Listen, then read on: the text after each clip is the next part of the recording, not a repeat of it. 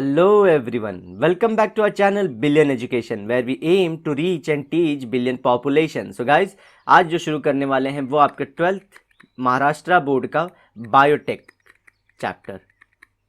इसके अंदर हम देखेंगे कि कौन से टूल्स एंड टेक्निक यूज़ किए जाते हैं, टूल्स मतलब इंस्ट्रूमेंट्स के, for gene cloning and recombinant DNA technology के लिए। ठीक है, so before we venture into a procedure of gene cloning, let us know briefly the basic requirement for the technique. तो क्या क्या चीज़ें बेसिकली चाहिए रहती है अगर आपको करना है तो पहला इसका पॉइंट है डिफरेंट इंस्ट्रूमेंट्स और devices. So macromolecules such as DNA, RNA. तो देखिए ये मैक्रोमोलिक्यूल है, एग्जाम में आया कि ये मैक्रोमोलिक्यूल है या नहीं, तो आप लोग को यस करना है, इसको ध्यान रखना है। And proteins are synthesize in the living cells which vary in their molecular weight, क्योंकि अलग अलग रहते हैं, प्लांट्स में अलग प्रोटीन होते हैं तो उनका वेट अलग रहता है, मॉलिक्यूलर वेट। ठीक है, और डीएनए भी अलग अलग रहते हैं, ह्यूमंस में अलग है, मंकीज़ में अलग है, तो सबका मॉलिक्यूलर वेट भी अलग रहता है, तो सेम नहीं लिखना है, याद ध्यान रखिए, इट्स नॉट सेम। सोल्यूबिलिटी मतलब कहाँ पे वाटर में कितना सोल्यूबल है, ब्लड में कितना सोल्यूबल है। फिर प्रेजेंस ऑफ चार्जेस, चार्जेस मतलब आयंस पे चार्ज होते हैं, मेटल आयंस पे चार्ज होते हैं, आप लोगों को पता होगा केमिस्ट्री में आप लोग के। एब्जॉर्बेंस मतलब बॉडी में किसी कितना कोई वो एब्जॉर्ब होता है, एक्टिव एब्जॉर्बेंस है या पैसिव एब्जॉर्बेंस है, तो ये सब चीज़ें। एब्जॉर्बेंस ऑफ लाइट, ये सब अलग है। Several techniques are use to isolate and characterize the macromolecule. तो पहले बात तो इनको पता करना, फिर इनको अलग करने के लिए बहुत सारे टेक्निक यूज़ किए जाते हैं। The size of different types of molecule varies, तो साइज़ किसी का इतना है, किसी डीएनए का इतना रहेगा, जैसे डीएनए तो डबल स्ट्रैंड आप लोगों को पता है, लेकिन जैसे बताने के लिए अलग अलग, क्योंकि लेंथ अलग अलग रहेगी ना सब में, और जो इनका कोडॉन्स है, जो कोडॉन्स है या हम लोग बोले न्यूक्लियोटाइड्स है जो मैचिंग है, वो भी थोड़े थोड़े जो सीक्वेंस है उनका अलग अलग है, लेकिन मैं सिंपली इसको गोले से दिखा रहा हूँ। Therefore their molecular weight also vary. The technique use on the basis of molecular weight, देखिए सबसे पहले मॉलिक्यूलर वेट की बात कर रहे हैं फर्स्ट पैसेज में। Gel permeation, osmotic pressure, ion exchange chromatography, spectroscopy, mass spectroscopy, electrophoresis etcetera. So ये मशीन क्या करते हैं, लो मॉलिक्यूलर वेट वाले को हाई मॉलिक्यूलर वेट से अलग करते हैं। ठीक है, ऑस्मोसिस आप लोग जानते हो, it's a movement of solvent rather than solute, तो ये आप लोग को पता है। तो इसी तरह से इलेक्ट्रोफोरेसिस होता है, इलेक्ट्रिकली चार्ज करके उनको सेपरेट किया जाता है।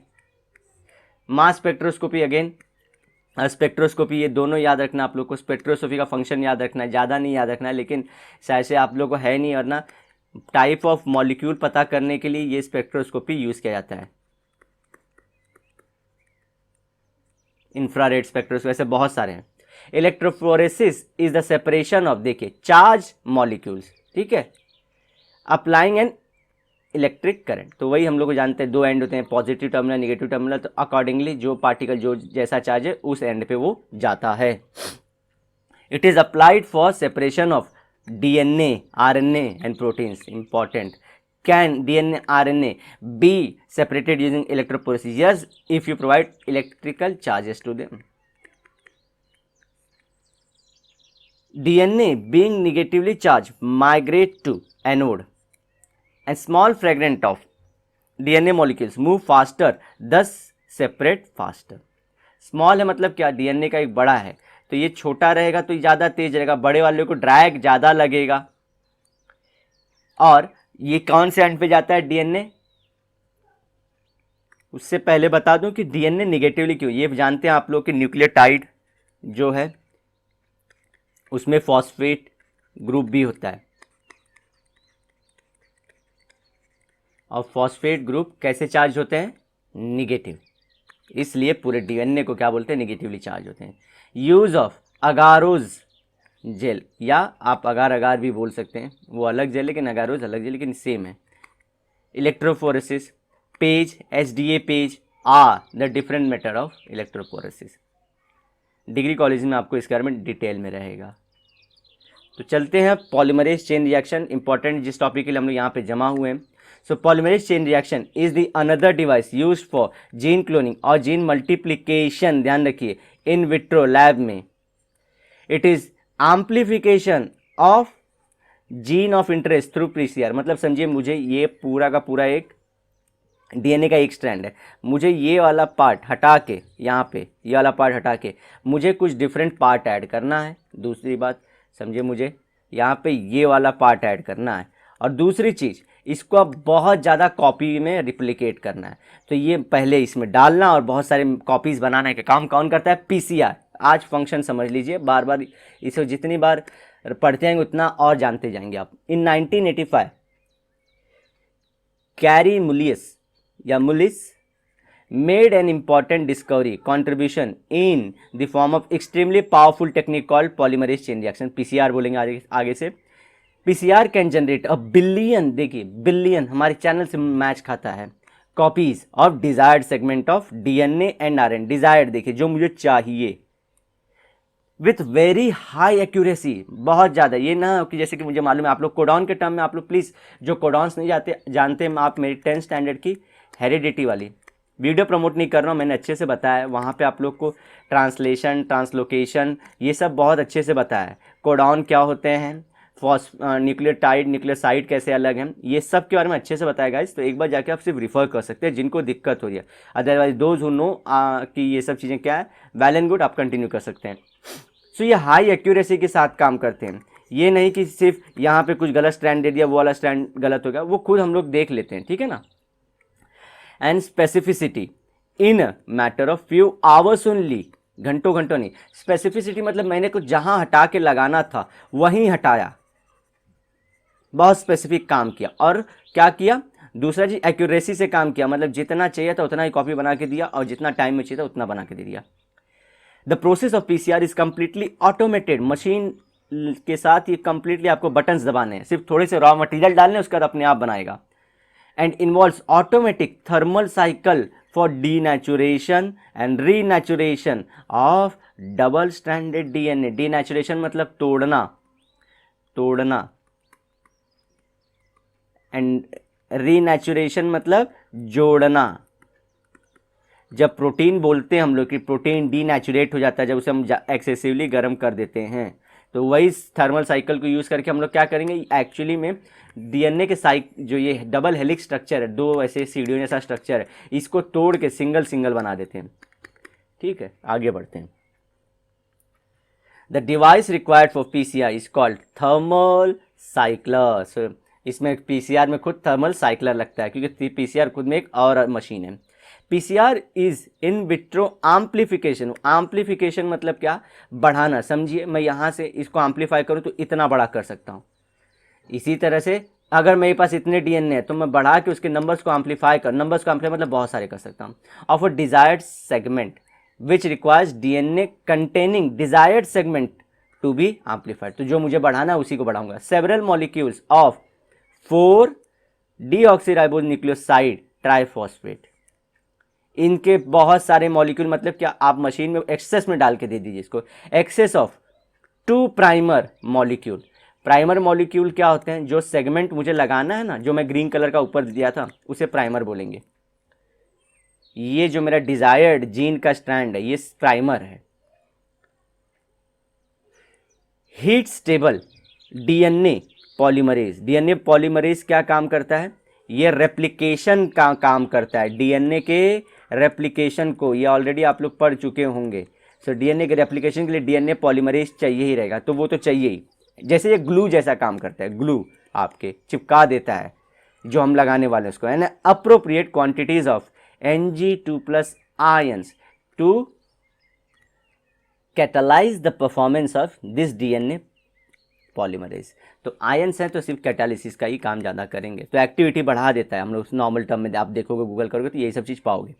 सो Mg2+ आयंस क्या काम करते हैं, ये जनरली कैटालाइज करते हैं डीएनए पॉलीमरेज को। अच्छा, और जब हम पीसीआर में डीएनए पॉलीमरेज को यूज़ करते हैं तो उसे बोला जाता है टैक DNA polymerase.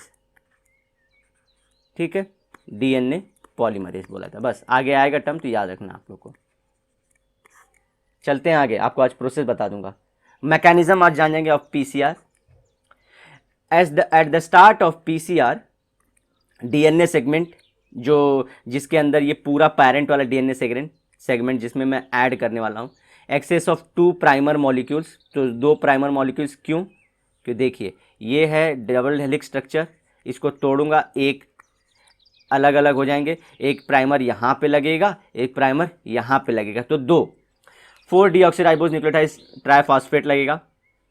The thermostable DNA, thermostable मतलब वो टूटने खुद, इतने हीट में वो खुद नहीं टूट जाना चाहिए, जो डीएनए पॉली जो ग्लू का काम करने हैं, are mix together in Eppendorf tube, part है पीसीआर का, and the following operations are perform sequentially. पहला step, the reaction mixture is, जो ये हमने सब लिया है ना, ये मटेरियल जो हमने लिया है सब, इसको क्या करता है, heated at 90 to 98 degree Celsius to separate 2 strands of desired DNA, and this is called as a denaturation. तो मैंने ये पहले आप लोगों को बताते हो, देखिए डीनेचुरेशन का प्रोसेस देखते रहिए। ये देखिए first copy of desired gene थी, इसको 2 पार्ट में अलग कर दिया है, फर्स्ट एंड सेकेंड पार्ट में। देखिए तो इसे बोले डीनेचुरेशन, पहला step complete.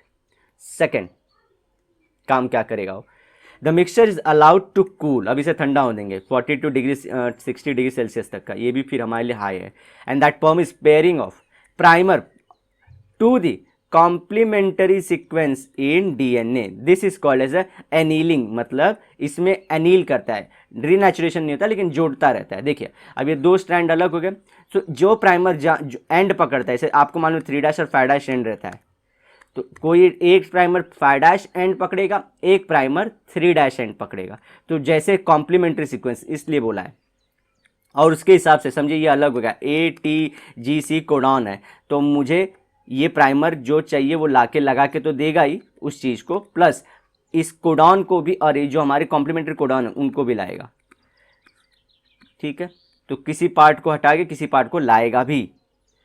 Step 3, the temperature 70 to 75 degree allows thermostable Taq DNA polymerase to use single-stranded DNA as template and adds the nucleotides। ठीक है, डीएनए क्या करता है, ग्लू करना शुरू कर, this is called as primer extension. अब प्राइमर को बढ़ाएंगे हम लोग, क्या करेंगे, प्राइमर को बढ़ा रहे हैं अभी, समझिए यहाँ पे एक पार्ट पे प्राइमर अटैच हो चुका है, अब इसके आगे हम लोग ऐड करते जाएंगे न्यूक्लियोटाइड को, and takes around 2 minutes of duration only, बहुत ईजी है।